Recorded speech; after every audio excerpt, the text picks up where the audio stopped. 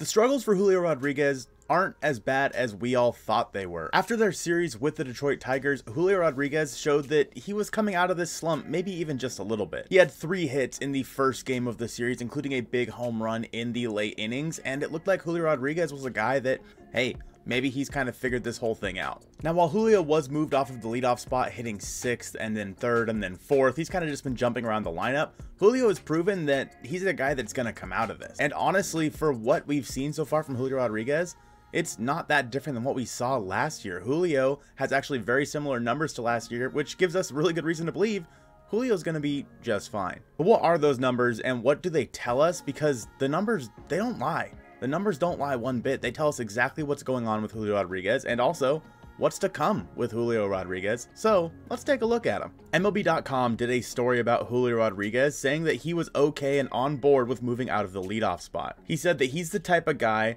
that he started hitting leadoff last year because it was the best thing for the team, and now if 6 is the best thing for the team, that's where he's going to be hitting. And thus far for the Mariners, it's looked like he's been really good out of these other spots, and JP Crawford has looked really good in the leadoff spot. I do think that once Julio kind of comes back to form, he's going to be the one who's going to be hitting the leadoff spot after all, because you want your best guy to get the most at-bats.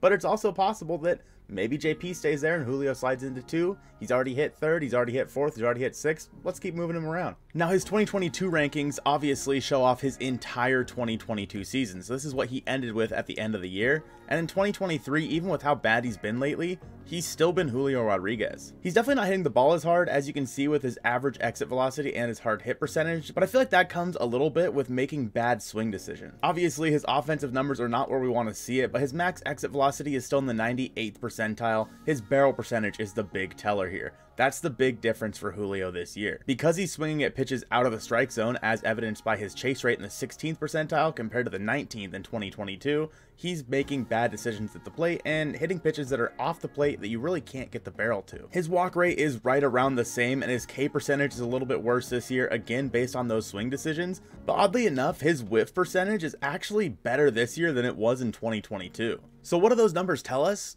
They tell us that Julio Rodriguez is hitting the ball, he's just not making good contact right now, and I feel like that's because he's swinging at pitches way out of the strike zone. And when he started to hit in Detroit, he was making loud contact, he was hitting the ball hard, and he was just getting unlucky on some of those. But he got 3 hits in that first game, he had a big stolen base in the second game of the Tigers series, and Julio, he might be back, folks. The beginning of this road trip is something where we've seen the offense break out a little bit, and maybe, just maybe, that's what we've been waiting for this whole time. The month of May for the Seattle Mariners has always been a tough one for them, but it's possible that we're starting to see this offense come together and match up with our pitching staff that has been just so good. At the time of recording this, Julio is hitting 219, 280, 411 with just a 94 OPS plus. He does have 7 home runs, which at the time is second best on the team. In March and April of 2022, Julio hit 205 with 30 strikeouts and just 7 walks. Obviously, we know that not everything was really Julio's fault at the time, with the umpires making some just atrocious calls on him,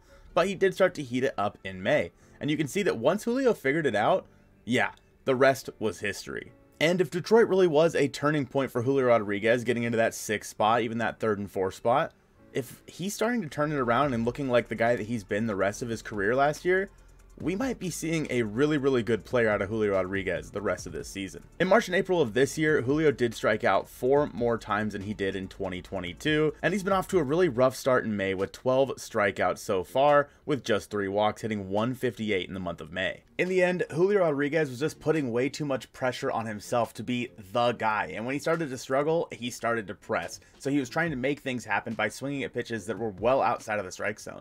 And while he still, of course, is going to do that, Julio Rodriguez will always have swing and miss in his game. Don't get me wrong, that's always going to happen. But making those poor swing decisions is something that I feel like is really hampering Julio, or at least it was for the last couple of weeks. There was a big at-bat in the second game of the Tigers series. Julio did not get a hit in this game. However, in his last at-bat, he took a really bad swing at a pitch in the other batter's box.